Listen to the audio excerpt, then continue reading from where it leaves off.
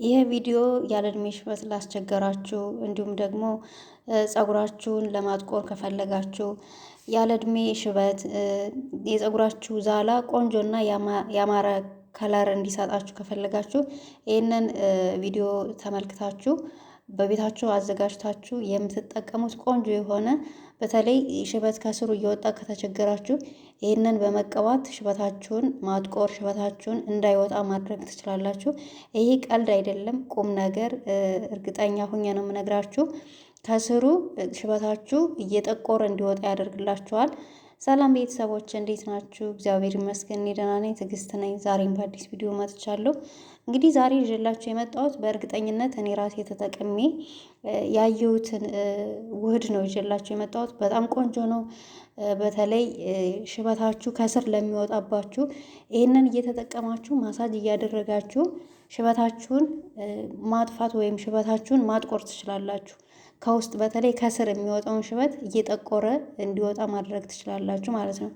እንግዲህ ወደ አሰራሩን ስንሄድ ከዛ በፊት ቪዲዮ ላይክ አድርጉ፣ ሸር አድርጉ። እንዲሁም ደግሞ ለቻናሌ አዲስ ከሆናችሁ ሰብስክራይብ እያደረጋችሁ ቤተሰብ ሁኑ። እንግዲህ ወደ አሰራሩ ስንሄድ የተጠቀምኩት 2 ማንኪያ ቡና፣ 1 ማንኪያ ጥቁር አዝሙድ ነው የተጠቀምኩት። ይህንን አንድ ላይ አድርጋችሁ ትፈጩታላችሁ። ቡና ግዴታ ይሄ የተቆለ መሆን የለበትም። ንጹህ ቡና ካላችሁ ቤት የሚጠጣው እሱን ዱቄቱ መጠቀም ትችላላችሁ። ከዛ ጥቁር አዝሙድ ለብቻው ትፈጩና መስራት ትችላላችሁ ማለት ነው። እንግዲህ እኔ ቡናውንና ጥቁር አዝሙዱን አንድ ላይ አድርጌ ነው የፈጨሁት። ጥቁር አዝሙዱን አልቆለውትም፣ ምንም አላደረኩትም።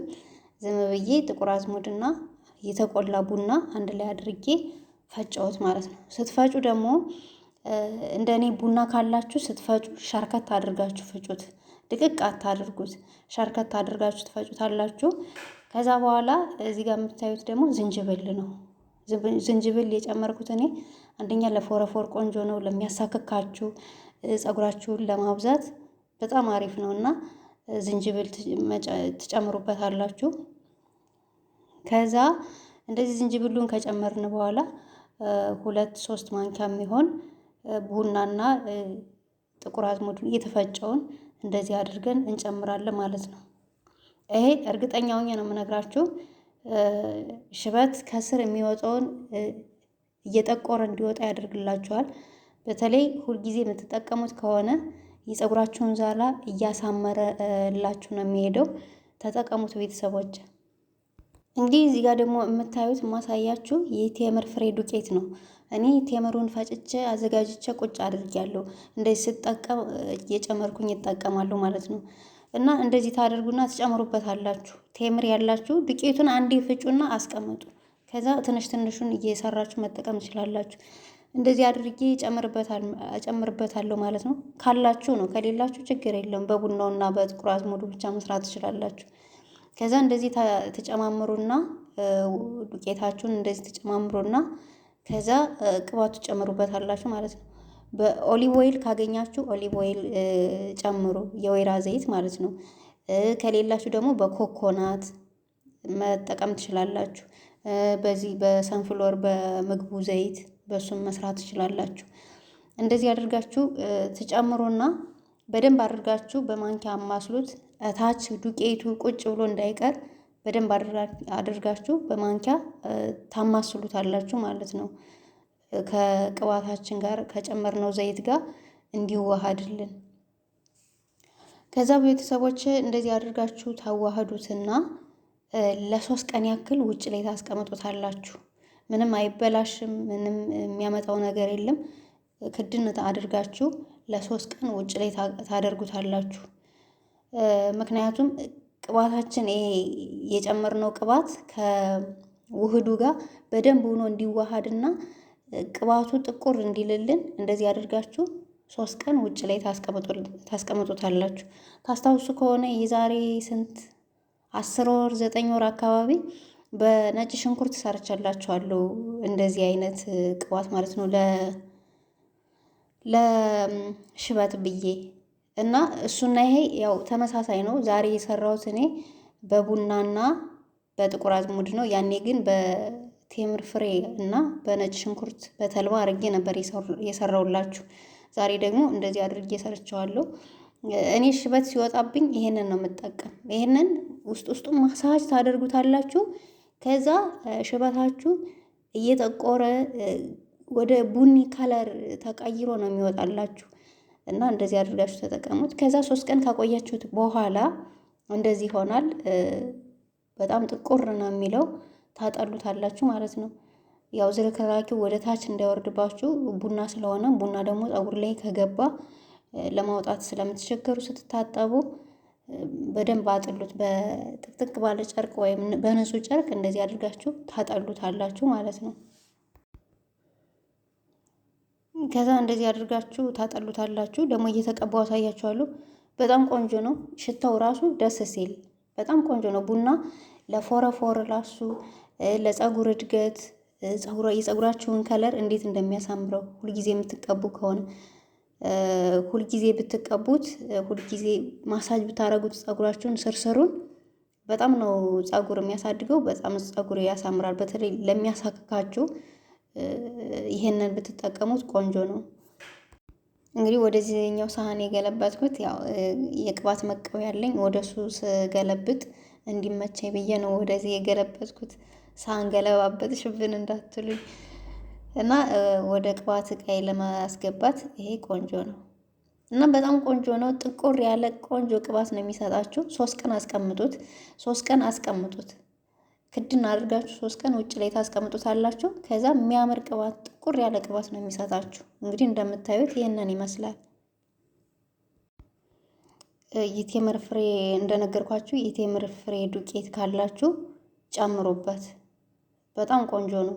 ለፀጉራችሁ ለእድገቱም ለፀጉራችሁ ለጥቁረቱም አሪፍ ነው። አሁን በአሁኑ ጊዜ እየተቸገርን ያለው ሽበት ነው። ያለ እድሜ ሽበት፣ ትንሹም ትልቁም ሽበት ነው እየተቸገርን ያለ ነው እና ለሽበት እንደዚህ እያደርጋችሁ ተጠቀሙት። አሪፍ ነው።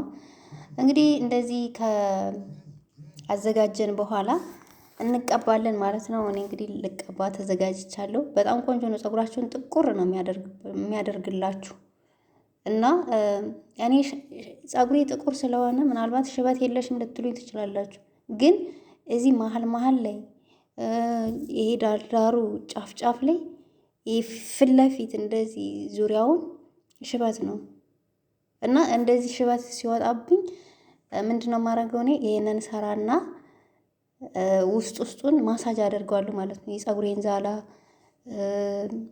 የፀጉሬን ቆዳ እንደዚህ ማሳጅ አድርጓለሁ። ይሄንን እየተቀቡ ማለት ነው። ከዛ እንትኑ ፀጉራችሁ ሽበቱ ወደ ቡኒ ከለር እየተቀየረ ነው የሚሄደው። አጋጥሟችሁ ያውቅም? አንዳንዴ ሽበታችሁ ወደ ቀይ ወደ ቡኒ ከለር ሲቀየር፣ መቼም ከነጭ ቀይ ይሻላል አይደል? እኔ ሽበት አልወድም። እኔ ሽበት አልወድም። ከነጭ ቀይ ይሻላል። ስለማልወድም መሰለኝ ቶሎ የሚወጣብኝ። ያው እንግዲህ ሽበት በዘርም ይመጣል ይባላል። አንዳንዴ ደግሞ በንዴት ውስጥ ሰላም ሲያጣ ሽበት ይወጣል ይባላል። ማዲያት ይወጣል ይባላል። እና ደግሞ ሽበት ደግሞ ከነቀላችሁ ይበዛል ይባላል። እንግዲህ ዶክተሮች ደግሞ እንደሚሉት ሽበት ስትነቅሉት ይበዛል የሚባለው ውሸት ነው ብለዋል። ለማንኛውም ባትነቅሉት፣ አትንቀሉት። እንደዚህ እያደረጋችሁ እየሰራችሁ ቅባቱን መጠቀም እና ደግሞ ስፕሬ የጥቁር ሻይ ሊፕቶን ጥቁር ሻይ ከቅርንፉል ጋር አድርጋችሁ በስፕሬው ራሱ መጠቀም ትችላላችሁ። ሽበት ላለባችሁ ማለት ነው። ጥቁር ሻይ ብላክ ቲ ብላችሁ ሱፐር ማርኬት ግዙና እሱን ከቅርንፉል ጋር አፍልታችሁ ፀጉራችሁን ስትሰሩም ፀጉራችሁን ስታበጥሩ እንደዛ ስታደርጉ ውስጡን እየተቀባችሁ በእሱ ማሳጅ አድርጉት። እሱ በጣም ቆንጆ ነው። የሻይ ቅጠሉ ራሱ አሪፍ ነው ለሽበት እና እንደዚህ እያደረጋችሁ ተጠቀሙ ቤተሰቦች። ማሳጅ አድርጉ። ፀጉራችሁን ስትሰሩ ስታበጥሩም ሆነ ብቻ ፀጉራችሁን ስትፈቱ ማሳጅ አድርጋችሁ ነው መጎንጎን መስራት። ፀጉራችሁን ማሳጅ በጣም ቆንጆ ነው። አንደኛ ጭንቅላታችሁን ራሱ እረፍት ነው የሚሰጠው። እውነት ማሳጅ ስታደርጉት ደስ የሚል ስሜት አለው። እንደገና ደግሞ ለፀጉራችሁ ለእድገቱም ቆንጆ ነው። ለጭንቅላታችሁ ለደም ዝውውራችሁ አሪፍ ነው ማሳጅ ማድረግ። እኔ በጣም ነው ደስ የሚለኝ። ፀጉሬን ፈትቼ ስሰራ ራሴን ማሳጅ አደርጋለሁ፣ ጭንቅላቴ ማሳጅ አደርጋለሁ እና ደስ ይላል። የሆነ እረፍት ይሰጣችኋል። ጭንቅንቅ ሲላችሁ ራሱ ማሳጅ ፀጉራችሁን ፈታችሁ ማሳጅ ስታደርጉ የሆነ ደስ ይላል እና ማሳጅ አድርጉ ፀጉራችሁን።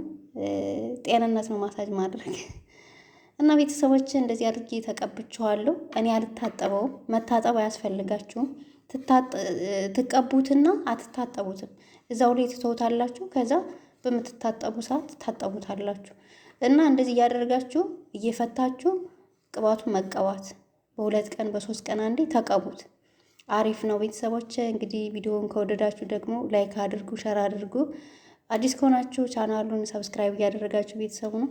ሀሳብ አስተያየት ካላችሁ ኮመንት ላይ አስቀምጡልኝ፣ እኔ ኮመንት መልሳለሁ እና እንደዚህ አድርጋችሁ ተጠቀሙ ትላችኋለሁ። እንግዲህ ቪዲዮውን እንደወደዳችሁት ተስፋ አድርጋለሁ። እንደዚህ ከተቀበውት በኋላ 2 ቦታ ጉንጉን አድርጌ አሳድረዋለሁ ማለት ነው። ነገም አልታጠበውም እና መታጠብ አያስፈልጋችሁም። ፀጉራችሁ ካልቆሸሸ በቀር መታጠብ አይጠበቅባችሁም። በነገራችን ላይ ይሄ ቅባት ፊት ለፊቱም ፀጉር ለሸሸባችሁ በጣም ቆንጆ ነው።